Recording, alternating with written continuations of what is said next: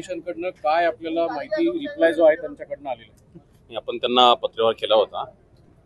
माहिती अशी की निलेश गावळे जो आहे फरार आरोपी तो सध्या यूके मध्येच आहे आणि त्याच्या संदर्भामध्ये त्यांना हे पण कळलं होतं की त्याचा पासपोर्ट रिवोक केलेला आहे। त्या संदर्भात पुढची कारवाई करावी त्या संदर्भात त्यांनी त्यांच्या गव्हर्नमेंटला कळलं आणि त्याची पुढची वर्कआउट त्याची ते गव्हर्नमेंट करत आहे असं त्यांनी आपल्याला रिप्लाय दिलं। सर, पासपोर्ट त्याचा रिवोक जरी केला असेल तरी विजाची तारीख कितीपर्यंत दिलेली आहे आणि डिपोर्टेशनसाठी यूके पोलिसांकडनं आता काय प्रयत्न केले जातात? आपण डिपोर्टेशनसाठी त्यांना रिक्वेस्ट केलेली आहे। ती सर्व लीगल प्रोसेस आहे ती आपण ऑलरेडी सुरू केलेली आहे आणि त्याचे विजा जो आहे तो विजिटर विजावर तो त्या ठिकाणी गेलेला आहे। सर, प्रायमा फेसी तिथे काय कशासाठी गेला निलेश गावळे असं काही हाय कमिशनने आपल्याला उत्तर दिलंय का?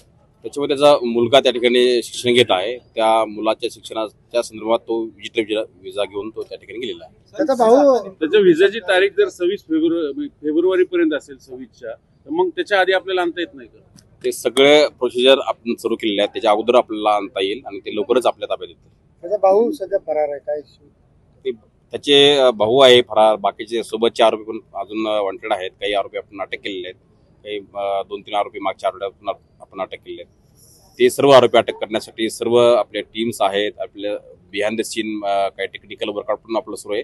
ते सर्व आरोपी लवकरच आपल्या ताब्यात येतील। जमिनीचं काय त्यांनी काय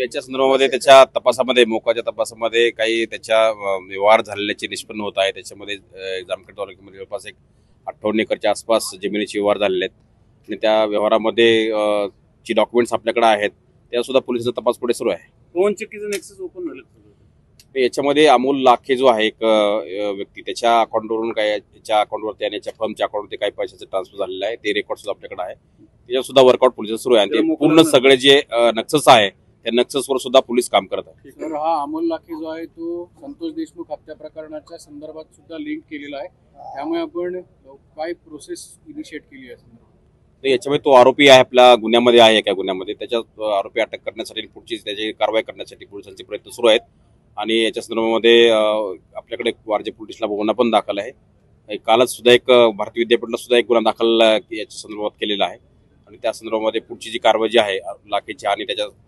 सोबतच्या लोकांविरुद्ध ते कारवाई सुरू आहे। घायवळ गँगसाठी पवन चक्की मालकांकडून वसुली करायचं बँक कंपन्यांकडून याच्यामध्ये काही अकाउंटवर याच्या घायवळच्या अकाउंटवर पैसे गेलेले दिसत आहेत।